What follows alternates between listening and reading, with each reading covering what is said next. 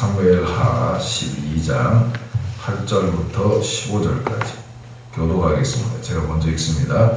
내 주인의 집을 내게 주고 내 주인의 아내들을 내 품에 두고 이스라엘과 유다 족속을 내게 맡겼느니라.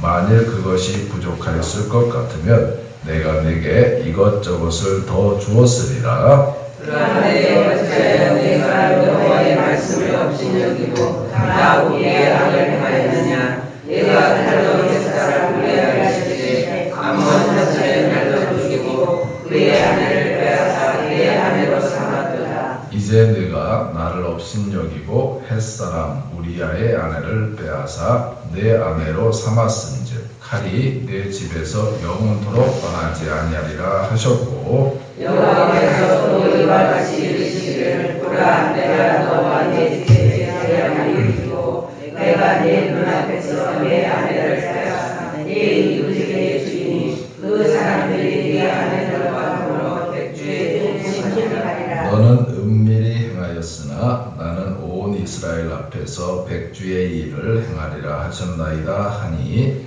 다윗이 나단에게 이르되 내가 여호와께 죄를 범하여 사람의 나단이 나에게 말하되 여호와께서도 당신의 죄를 사하셨나니 당신이 죽지 아니하리로마. 이 일로 말미암아 여호와의 원수가 크게 비방할 거리를 얻게 하였으니 당신이 낳은 아이가 반드시 죽으리이다 하고 나단이 자기 집으로 돌아가니라. 아멘.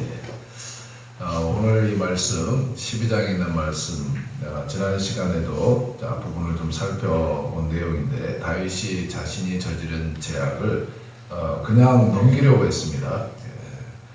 그래서 지은 죄를 더 좀 큰 죄가 덮어버리는 그러한 양상이 되었다. 그래서 사람들이 볼 때 또 그 죄악이 없는 것처럼 보였고, 또 나도 괜찮다라고 생각을 하게 되었는데, 그러나 하나님 보시기에 그 일이 악하였더라 라고 성경이 말씀하고 있습니다.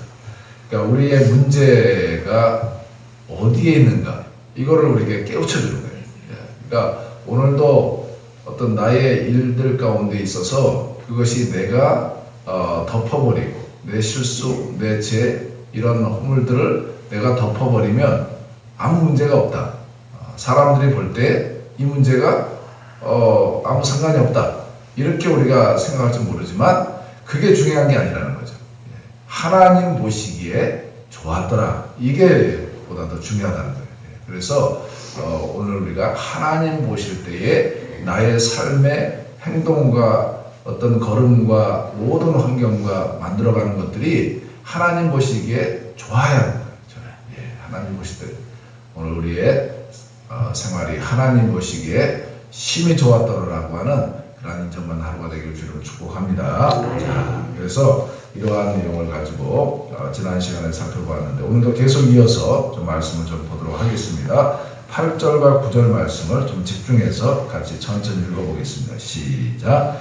내 주인의 집을 내게 주고 내 주인의 아내들을 내 품에 두고 이스라엘과 유다 족속을 내게 맡겼느니라. 만일 그것이 부족하였을 것 같으면 내가 내게 이것저것을 더 주었으리라. 그러한데 어찌하여 내가 여호와의 말씀을 업신여기고 나 우리의 악을 행하였느냐. 내가 칼로 햇사람 우리아를 치되 암몬 자손의 칼로 죽이고 그의 아내를 빼앗아 내 아내로 삼았도다. 하나님은 정확하게 모든 것을 다 보고 계셨던 거예요. 그렇죠? 다윗의 일거수일투족을 어김없이 다 하나하나 다 기억하고 계셨고, 또 이러한 부분들을, 지금 이 말씀은 다윗이 굉장히 질책하고 있는 것을 볼 수가 있습니다. 나단 선지자를 통해서 아주 매섭게 지금 혼내고 있는 것을 보게 되는데, 사실 이 8절, 9절에 특별히 9절에 있는 말씀이요, 오늘 말씀의 키워드이기도 합니다. 굉장히 중요한 그런 말씀이 되기도 하는데, 이 사건을 통해 가지고 다윗의 앞으로의 모든 인생들이 점점 쇠락해가는 그런 단초가 되게 되는 그런 중요한 내용인데, 그 결정적인 이유가 뭐냐? 이게 9절 말씀에 나단 선지자 이렇게 지적합니다. 내가 여호와의 말씀을 어떻게 했다 그랬어요? 없이 여겼다. 이게 중요해요. 하나님의 말씀을 없이 여겼다. 하나님의 말씀을 경홀히 여겼다. 멸시했다. 이거 같은 뜻입니다. 하나님께서 다윗에게 부족함이 없이 모든 것을 다 주셨어요. 다윗이 도망 다니기도 하고 고생하기도 하고 힘든 그런 많은 일들을 겪었지만 그러나 그것이 부족함이 아니에요. 그건. 지난 날을 다 정리해 보니까 다윗의 삶 속에 부족함이 없었어요. 하나님은 때때마다 다 그 문제를 해결해 주실 때도 있고 넘겨주실 때도 있고 구렁텅이에서 건져주실 때도 있고 또한 정말 입을 것 먹을 것 적당하게 주시는 하나님이셨고 피할 길을 열어주셨고 피난처가 되어주셨고 우리의 얘기입니다. 우리가 지난 날을 되돌아볼 때 우리가 크게 어떠한 정말 이렇게 큰 부자가 되지 않았다 할지라도 삶의 모든 부분들을 보게 되면 때때마다 하나님께서 간섭해 주시고 나의 생명을 지켜주시고 어떨 때는 아찔할 때가 있어요. 사실 저도 막 운전하고 다닐 때 정말 아찔할 때가 있습니다. 정말 큰 사고가 날 뻔한 그런 속에서도 하나님이 그걸 나를 깨우시고 그래서 나를 지켜주셨다. 또 우리가 모든 이제 지난 일과 하나하나 좀 헤아려보면 하나님의 어떤 간섭하심이 없었으면 어떻게 할 뻔했을까라고 하는 거예요. 그런 걸 생각해 볼 때에 정말 이 다윗에게도 하나님은 부족함이 없이 다 주셨어요. 그럼에도 불구하고 너가 오히려 악을 행하는 것이 도대체 뭐냐라고 이렇게 강하게 질책을 하고 있는데 요 다윗에 대한 문제가 사실은 이전에 사울의 문제도 똑같았어요. 사울에게 있어서도 사무엘상 15장에 가보게 되면 하나님께서 너가 정복한 것을 다 진멸하라 했을 때 하나님의 말씀을 어떻게 됐어요? 경홀히 여겼잖아요. 경홀히 여기고 그렇게 해서 진멸하지 않았어요. 이때에 그 당시의 선지자인 사무엘 선지자가 사울에게 얘기를 합니다. 사무엘이 사울에게 이르되 나는 왕과 함께 돌아가지 아니하리라. 이는 왜냐하면 그 이유에 대해서 뭐냐면 왕이 여호와의 말씀을 버렸기 때문이다. 결국에는 사울도 하나님의 버림을 받게 돼요. 버림을 받게 됩니다. 여기서도 보게 되면 여호와의 말씀을 버렸기 때문이다. 그러니까 우리의 이 문제는요. 하나님 말씀을 경홀히 여기는 데서부터 모든 게 문제가 시작돼요. 하나님 말씀을 정말 귀하게 생각을 하고 말씀대로 순종하여 따라갈 때는요. 거기엔 문제가 없는 거예요. 사실 우리 왜 결과가 안 좋으냐면 말씀대로 하지 않았기 때문이지 하나님은 변함이 없으세요. 그러니까 이 하나님 말씀 우리가 멸시하는 것 우리가 한번 다시 우리가 점검해 볼 필요가 있습니다. 하나 더 예화를 드리면 엘리야 선지자가 돼요. 엘리야가 로뎀나무 아래서 뭐라 하세요? 이제는 내 생명이 끝나면 좋겠습니다. 그러니까 얼마나 이제 고단하고 힘들었으면 좋겠어요. 그러한 아주 그 고백을 하게 되는데 탄식을 하게 되는데 왜 이 엘리야 선자의 영적 침체가 오게 되었는가? 그 이유는 뭐냐면 여기서도요. 우리는 상황을 합니다. 그가 이세벨의 말 한마디 때문에 내가 너를 죽이리라. 그러니까 이 말 때문에 겁이 나가지고 도망갔어요. 그런데 그래서 그 사람의 말 때문에 내가 도망가게 되고 내가 그냥 죽었으면 좋겠다라고 삶을 포기해버리고 그 이유가 아니라는 거예요. 사람의 말 때문이 아니라 엘리야 선지자도 말씀을 나중에 보게 되면 말씀을 떠났기 때문이에요. 그럼 왜 말씀을 떠났느냐? 850명의 이방 누구의 선지자들과 더불어서 850대 1로 그 갈멜산에서 싸우잖아요. 싸워가지고 이겼어요, 졌어요? 이겼습니다. 이겼습니다. 성령의 불이 하나님의 불이 그 엘리야의 제단에 떨어짐으로 말미암아 이방 선지자들을 갖다 다 KO시켰습니다. 이겼어요. 승리했어요. 그러니 얼마나 대단합니까? 많은 사람들이 엘리야 소리를 지르고 그리고 그를 칭송하고 막 이랬을 때 얼마나 인기가 올라갔어요. 다 됐는 줄 알았어요. 그런데 이세벨의 말 한마디 때문에 추풍나게 떨어져요. 왜냐하면요, 하나님 말씀을 붙들고 기도하고 할 때는 오직 하나님만 보이는 거예요. 그러니까 그 재단에 불이 떨어져요. 그 말에 능력이 있어요. 그런데 이게 인기가 올라가니까 말씀보다는 내가 올라가. 사람들이 더 크게 보여. 저 사람이 나를 칭찬하고 있을까? 저 사람이 나를 계속 인정하고 있을까? 나의 인기가 저 사람들 때문인데 저 사람이 보이는 거예요. 하나님 말씀이 보이는 것이 아니라 사람을 더 귀하게 생각하고 사람의 말에 귀를 기울이다 보니까 그 말 속에 이세벨의 말 한마디로 인하여 내가 널 죽이리라. 이 말이 더 크게 들린 거예요. 말씀이 떠나가면 두려워지는 거예요. 그러니까 우리의 삶 속에서도 우울증이 문제가 아니에요. 하나님 말씀을 버렸기 때문이라는 거예요. 그래서 이 문제를 해결할 때에 나중에 엘리야 선지자를 어디에다가 올려보내요? 호렙산에 올리더라고요. 호렙산에 올려서 거기에서 무슨 음성을 듣게 해요? 주의 세미한 음성을 듣게 하지 않습니까? 주의 세미한 음성이라고 하는 것은 전에도 제가 설명드렸습니다. 이것은 돌을 쪼개는 소리라고 했어요.